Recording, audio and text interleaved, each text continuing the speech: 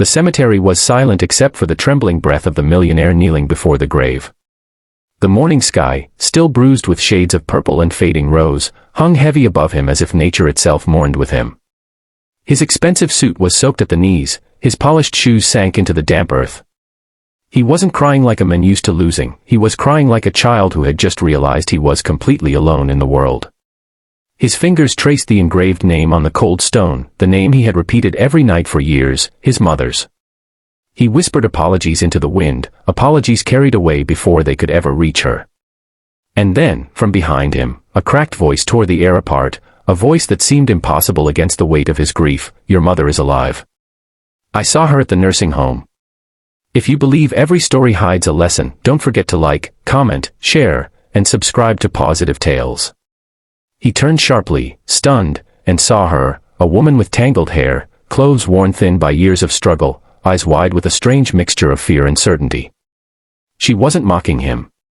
She wasn't drunk. She was trembling, clutching her own elbows as if the truth itself burned her from the inside. The breeze lifted her hair and revealed a face etched with the roads she'd traveled, roads of hunger, exhaustion, and survival. She stepped closer, pointing at the portrait carved on the tombstone. This woman, she said, her voice cracking with urgency, I know her face. I saw her. She's alive. She's at Rosewood Nursing Home. The millionaire shook his head at first. His mother had died 3 years ago, or so he had been told. He remembered the phone call. He remembered the funeral. He remembered signing papers no grieving son should ever have to sign. The world around him had collapsed that day, and he had never fully rebuilt it. But now, staring at the homeless woman's trembling certainty, a shard of doubt pierced through his chest. What if? He rose slowly, his breath uneven, as images of his mother flooded his mind, her gentle smile, the way she always brushed his hair back with her hand, the lullabies she hummed even when he was too old for them. He tried to push them away, but they surged forward like a tide breaking through a failing dam. The cemetery around him blurred. All he could see was her face.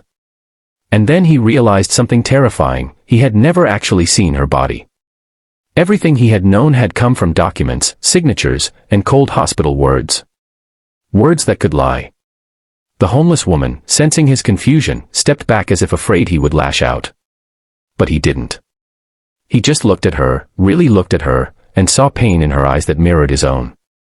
Something inside him snapped into place, something he didn't want to acknowledge but couldn't ignore anymore. He had to know the truth. He had to see for himself.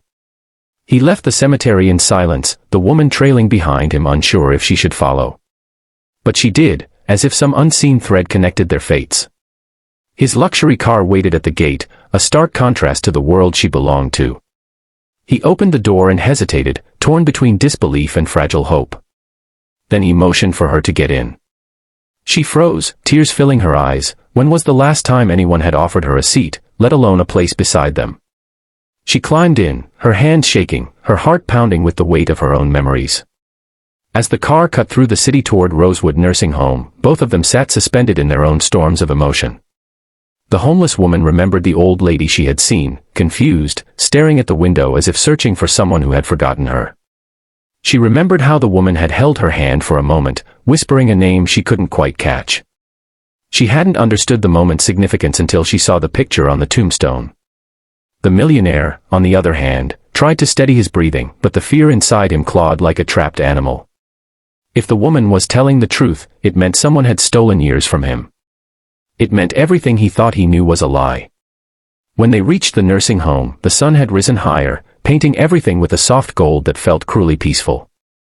The millionaire pushed through the doors, ignoring the startled staff, his footsteps heavy with desperation. The homeless woman followed behind, clutching her frayed shirt, praying she wasn't wrong. And then, he saw her. Behind a glass window, sitting in a quiet room decorated with faded flowers and old paintings, was an elderly woman with silver hair and soft, tired eyes. She turned slowly, sensing someone watching her. And when her gaze found his, when recognition sparked like a dying flame coming back to life, the millionaire's world shattered into 1,000 pieces. Her lips parted. Tears filled her eyes. She lifted a trembling hand toward him, as if afraid he would disappear.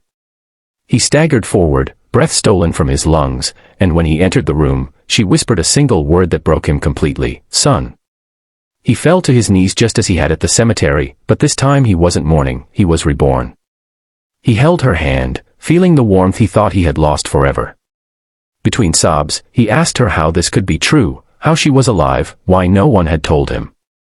Her voice was faint, fragile from years of abandonment and silence, but she told him everything: how she had been moved, how he had been misled, how her identity had been buried while she remained breathing.